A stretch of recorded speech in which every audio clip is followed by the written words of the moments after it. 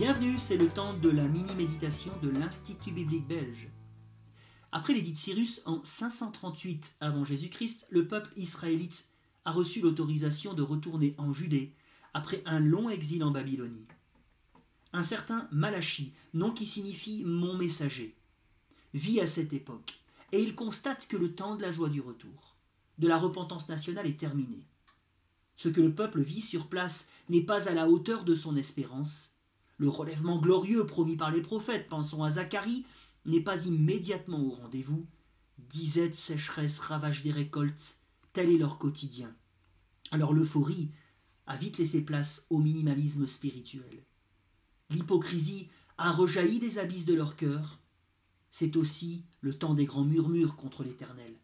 La particularité de ce livre est d'ailleurs qu'il est construit, sa charpente, autour de 6 réponses de Dieu à 6 paroles offensantes du peuple. Premier reproche repris, regardez verset 2, « En quoi nous as-tu aimés ?» Le peuple s'est laissé aller dans son impatience à remettre en cause l'amour même de Dieu pour lui. Dans sa grâce, l'Éternel va accepter de leur répondre. « En quoi je vous ai aimé ?» Il leur rappelle un épisode bien connu de la Genèse, Ésaü, aîné héritier légitime d'Abraham et des bénédictions qui en découlent, mis de côté au profit de Jacob, son petit frère, que Dieu a choisi par pure grâce. Genèse 25. Ne sont-ils pas au bénéfice de ce choix, eux, les descendants de Jacob ? Veulent-ils une autre preuve de son amour, qu'ils regardent alors au sort de leur peuple, contrairement à celui qui descend d'Ésaü, les Édomites, verset 4 ?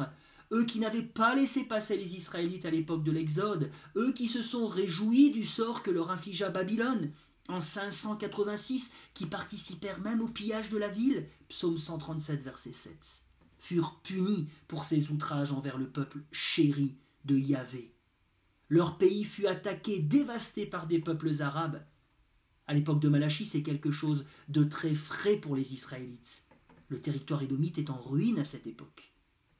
Le Seigneur annonce même qu'ils ne reviendront jamais de leur exil, malgré leur assurance.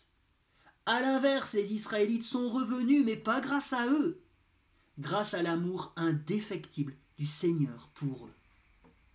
Le passé doit les encourager pour le présent, les fortifier pour l'avenir. Alors, mes amis, ne jugeons pas trop vite les Israélites, tant nous sommes prompts à tomber dans les mêmes excès, mais profitons de leur contre-exemple. Nous sommes nous aussi dans le déjà, mais pas encore. Certaines promesses sont arrivées, la venue du Messie, et d'autres encore en attente, son retour par exemple. Et le découragement pourrait alors nous attirer dans ses filets. Levons plutôt le bouclier de la foi, en fixant nos regards sur la croix, là où gît la manifestation de l'amour suprême de Dieu envers nous. Dieu qui s'est fait serviteur en envoyant le Fils. Voilà en quoi Dieu nous a aimés. Oui, Dieu nous aime, mes amis. Il nous l'a démontré de façon incroyable en se donnant lui-même, et il reviendra à coup sûr nous chercher. Serrons ces réalités dans notre cœur pour ne pas être emportés loin de l'espérance de l'Évangile.